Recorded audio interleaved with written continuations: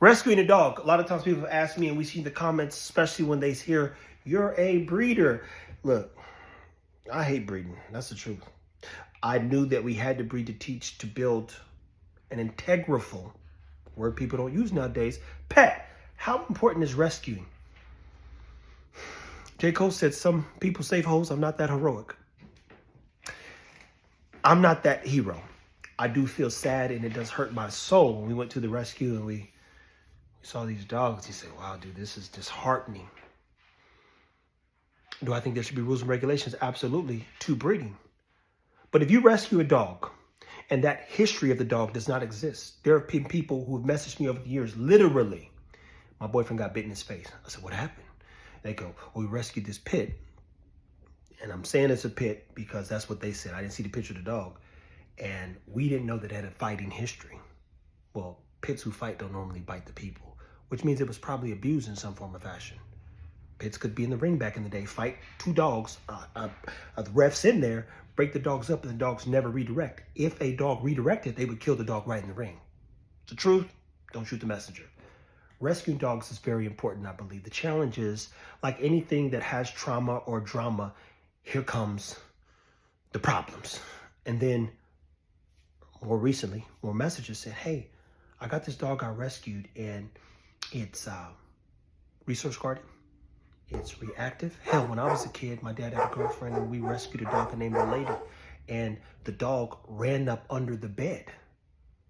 And when she ran up by the bed, she reached to grab the dog, and the dog put its tooth right through her hand. Messed her up psychologically because she wasn't afraid of dogs. Now you scared of dogs. And you think you're doing a good thing. Unfortunately, a lot of dogs, when they're not catered to in the first year, grow up with trauma and then create drama in your home.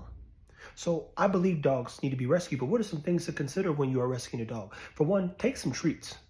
They'll have some biscuits sometimes there, but take some treats and see how that dog is handled.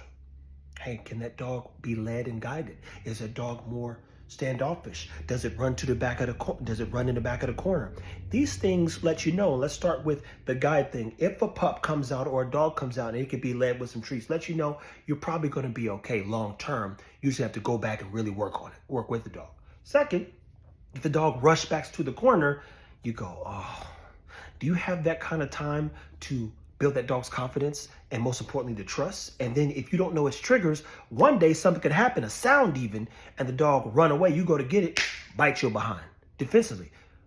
Any dog that has high anxiety or deals with a high level of stress, you turn around and you say, that's a defensive. Well, it's not necessarily defensive. It's fear. And one of the worst bites you can actually ever get is a fear bite. A fear bite will take your thumb off. Like when a dog's afraid and it feels threatened and whatever that may be, and it gets into that corner and it gets under that bed or won't come out of that whatever, and you go to, come here, you go, uh-oh.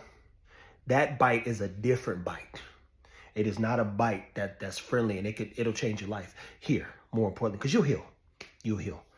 And then you have some dogs who get real stiff. You got to pay attention to this too. So let's say you go in and you petting a dog, rescue dog, right? And you see him stop. See, wagging the tail, dog will still wag his tail and bite you too. But when you see a dog's mouth close, sometimes the dog's mouth closing means that it is confident as well. Shout out to my guy, Black Leash, because when he was dealing with that dog and it was highly motivated to tear his behind up, when the dog's mouth closed, it means it was calm. And he was waiting till it got to a place where it's like this. Because when it's panting or... Actually, I think it's the other way around. I think he wanted the mouth to be open to get the dog to relax. Because when it does like this, it's thinking and it's watching. And then if it doesn't trust you, it'll send a message. I'll go back and revisit that one because I got to be honest. I don't deal with hoodlums. When I see any behavior, and for those people that have been a part of our journey, like Bam Bam's a prime example. I saw my kid Jack. Shout out to Jack. Reach down and try to pet Bam Bam, and I think I have the photo of Jack holding Bam Bam when he was born. And I said, ooh, that's not good. And then somebody said, ooh, that's not good. I saw reactive. I said, oh, he's going to be dangerous. So as I put up, somebody come get him, I'm going to put him down. Because that's the safer route. Rescuing a dog is, in my opinion, very important, very scary, but also very inspiring. Shout out to everybody who chooses to rescue, or if they say adopt, don't shop. I like to shop because I know what I'm getting. And when you find a great breeder, you can get a good dog. Rescuing, very powerful. Unfortunately, I don't have the time to deal with the drama. I can tell you exactly how Zara's going to act every time. And she's the most hoodlum dog I got. We know what Maya's going to do. We know what everybody we have is going to do. We just know, right? I don't know what a rescue dog is going to do, because the character of a dog is defined between 8 and 16 weeks. And if you don't know how to manage that, you got all kinds of problems. Then if you don't have the first year intact, you go, oh, I'm going to rescue this 4-year-old Cane Corso. Well, that's a bad idea, buddy. Depending on how that joker was bred, he might be wired different. And shout out to those people who do the Cane Corsos. I'm going to rescue, I'm using aggressive breeds for a reason. They're not aggressive. I'm going to rescue a 5-year-old Dogo. You go, oh, I wouldn't do that, buddy. That's a really bad idea. Hey, I'm going to rescue a 3-year-old Rottweiler. You go, God bless you, my friend. Make sure everybody's safe and knows what they're getting into when they come in your home. Because those dogs, too, when they're not properly managed, even more importantly, stimulated, and even worse, if they're not properly, what's the term I'm looking for? I'm looking for the term that we always use. They don't see people, places, and things. They can become very guard, like a whole nother level of guard in your own home. So much so that if you want to correct them from your mama coming over, they might bite you because they're so glad to be there, but they're also like, let me do my job. Bad situation, man. A lot of good dogs out there that get a bad rap because nobody cared in the first year. Rescuing a dog, it could change your life in both a good way and a bad way. I love a beautiful story when a dog gets rescued and gets to go live his life, to be clear. But I shop. I don't adopt. If you have a rescue dog and you see any of the 3 things that you may have seen me talk about behavior-wise, be cautious. And I might go down again just to visit with some of the dogs, just to walk you through some behaviors to be concerned with. Now, I'll probably take Stan and send him in there. That'd be easier. So he could deal with a bite better than me, baby. I need to, and I'll just walk you through what I'm seeing and how to work with the dog. But I'm saying right now, I ain't going in there to get bit.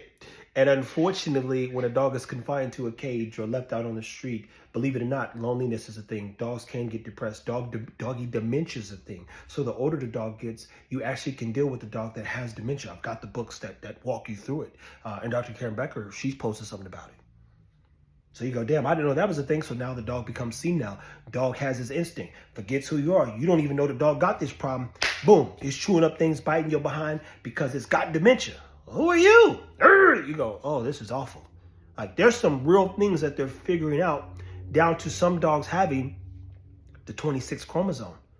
Not saying that people who have Down syndrome, what that means, are like loopy or something wrong with them. I'm just saying in general, there's a lot of stuff, epileptic dogs. There are more problems that we're discovering with dogs than we can keep up with. And part of it's due to bad breeding. Part of it's due to nobody care, and part of it's due because there's not a lot of tests to determine what all's going to come. Like if you have a kid, you're human. Hey, this baby's going to have these issues, right? How long did it take for them to literally come up with a panel of all the concerns? If you have an embryo, what could come so you could determine, unfortunately, if you need to terminate it, if you're like, hey, I'm not the parent that could deal with a child that has this issue. Okay, well, let's try again. There's 8, 9, 6, 5 pups. Every one of them going to come out different and pull from 1,000 plus genetics. The older they get, sometimes the worse they get. Depending on the breed, the more motivated they get. And if dog dementia, epilepsy becomes a thing, allergies are a thing, you're only buying a problem. But I still agree and support everybody who rescues. It's my job to inform you about what could come with rescuing a dog and how to be safe, if you so choose to do so. So guys, take care of your dogs as always. Stay tuned because we're getting more breeds. If you're rescuing, rescue with a purpose and understand what you need to know before you bring a dog, which is a life force, a living being, into your home. And be aware of the things that could disrupt your home specific to the breed. Hey, what all breeds are in this dog? Okay, Labrador, motivated. Pit Bull, because there's some lab pits out there. Pit Bull, really motivated, believe it or not. And then you say, oh, and this got a little bit of German Shepherd. I said, oh, you crazy. You got 3 working dogs in one? No, just no. It's hard enough dealing with one working dog that's just purebred. Guys, take care of your dogs.